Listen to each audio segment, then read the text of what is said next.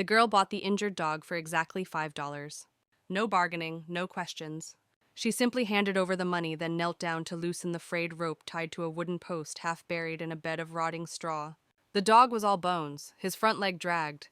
His eyes were cloudy and still like stones left underwater for too long. He didn't bark, he didn't whimper, he didn't even flinch. He just lay there as if he'd forgotten what it meant to resist. The man who owned the lot stood by the barn door, cigarette between his fingers. His voice was flat. "Got a bad leg, useless now, $5 if you want him." The girl didn't answer. She reached into her coat pocket and pulled out a crumpled piece of paper. Inside were small bills, carefully folded, carefully saved. Money from sweeping the porch, collecting eggs, and washing dishes for her grandmother every weekend. Her grandfather, silver-haired, his shoes worn thin at the heels, watched quietly. "You sure, sweetheart?" he asked, his voice low. She nodded. "I think he picked me." No one said anything else. They untied the rope. The dog stood up slowly, one step at a time. He didn't look back at the man. He didn't sniff the girl's hand like most dogs would. He just walked, silent, like he'd been following her his whole life and only now remembered how. That afternoon when they got home, the girl laid out an old towel on the wooden floor of the empty shed. Next to it, she placed a bowl of water and a small piece of bread. She didn't name him right away. She simply sat down beside him, her hand brushing lightly over the matted fur, and whispered, "I'm here, if you want to rest." The dog let out a faint sigh, soft, almost like wind slipping through a crooked door. No one knew it was a beginning. No one guessed what was coming. Only the girl believed that something inside this dog hadn't been lost just yet. In the first few days, the dog barely ate. He stayed curled up in the corner of the shed, away from the sunlight and away from people. Every loud noise, the creak of the gate, the broom brushing the floor, made him flinch. But he never barked, never growled, just folded deeper into himself like he was waiting for something worse. She named him on the third day. It was just after lunch. She was drying her hands when she looked back at him and said, almost without thinking, "Bruno." He didn't move, didn't lift his head. But from that moment on, she called his name every morning and every night. Bruno never tried to run, even with the door wide open, no leash, no chain. He stayed, still and quiet, like a shadow that had finally found its place. She didn't try to make him play or act like other dogs. Each evening after chores, she brought half a sandwich, an old storybook, and her stuffed bear, worn and patched. She sat beside him, not too close, and read aloud, sometimes fairy tales, sometimes poems she didn't understand. She didn't know if he was listening, but every time she reached the last page, he shifted just a little, like he'd been waiting to hear the ending. Her grandfather watched in silence. He still gave Bruno his pain meds, still changed the water, but he didn't say much. There are some things, he murmured once to her grandmother, that don't go back to how they were, no matter how much care you give them. And yet one quiet afternoon, while she was brushing hay from the shed floor, Bruno lifted his head and wagged his tail. Just once, small, but enough to make her stop. She sat beside him, smiled without a word. And from that day on, the changes came. A slow nudge at her hand when she brought food. A few steps toward the door in the early morning. A deeper sigh at night, like his body was learning how to trust the air again. Then the strange things began. One evening, the television was on inside the house. A military documentary played in the background. Marching, boots, commands shouted in rhythm. Bruno stood up, still, alert. His ears sharpened. His eyes locked on the sound as if it had reached something buried far inside him. The girl noticed. Her spoon paused in midair. "What is it, Bruno?" The next day, she dropped a tin bucket of feed. It clanged against the floor. Before she could react, Bruno was already between her and the sound shoulders, low eyes steady, protective, measured. Then one afternoon, she pointed 2 fingers like a toy gun and said, "Bang." Bruno dropped, flat, motionless. No one had taught him that. Her grandfather sat on the porch steps watching, his brow furrowed. "That dog's been trained," he said slowly. "Not just tricks, real training." From that moment on, they all saw him differently. He wasn't just the hurt dog they'd brought home. There was something more, a past he carried without showing it. But the girl didn't try to uncover it. To her, Bruno wasn't a mystery to solve. He was just hers. Who he had been didn't matter. What mattered was that every morning when she called, he answered, with one quiet wag of the tail. That afternoon the wind had stopped. The air felt heavy, thick over the fields, like something was waiting to happen. The girl ran after a white butterfly, arms stretched wide, chasing the way it danced through sunlight. Bruno followed behind, careful, slow. His bad legs still dragged a little, but his eyes never left her. The butterfly drifted toward the edge of the woods, past the last fence post. She didn't realize how far she'd gone.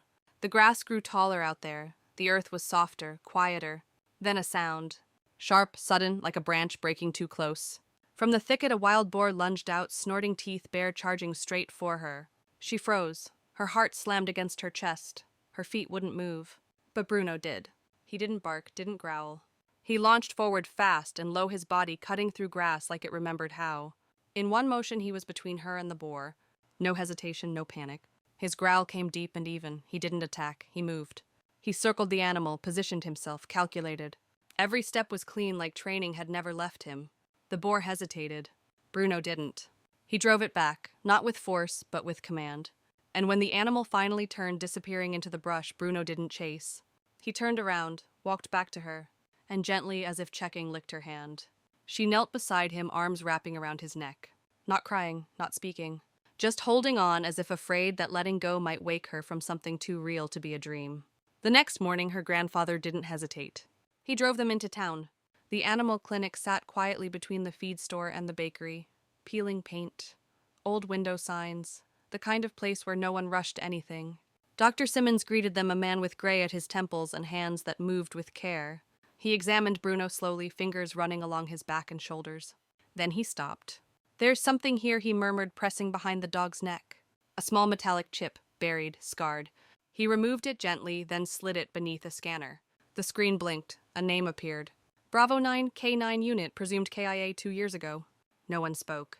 The girl looked at the screen, then at Bruno, who lay beside her, quiet, unaware the world had just remembered him.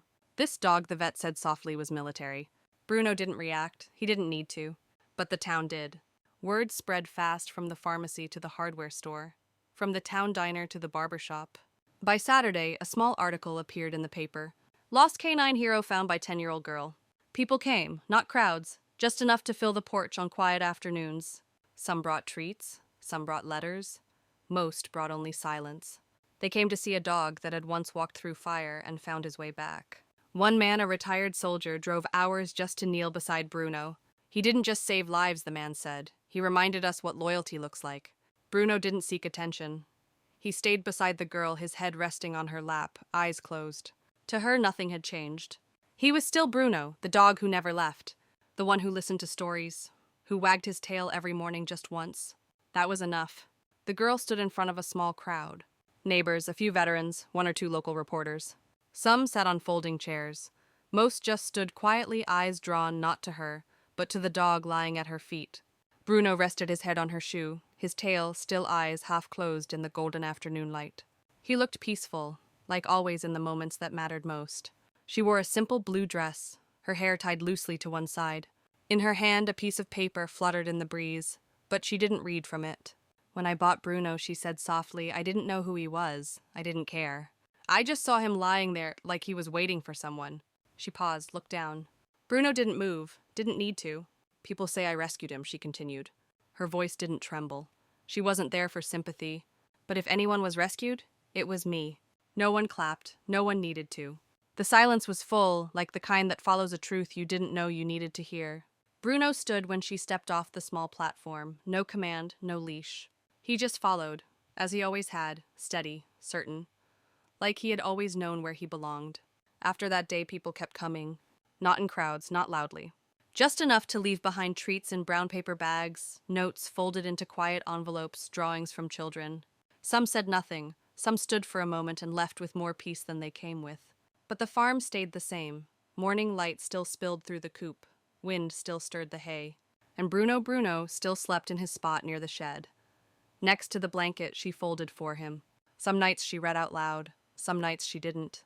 But he was always there. She never talked about what he'd done before he came to her.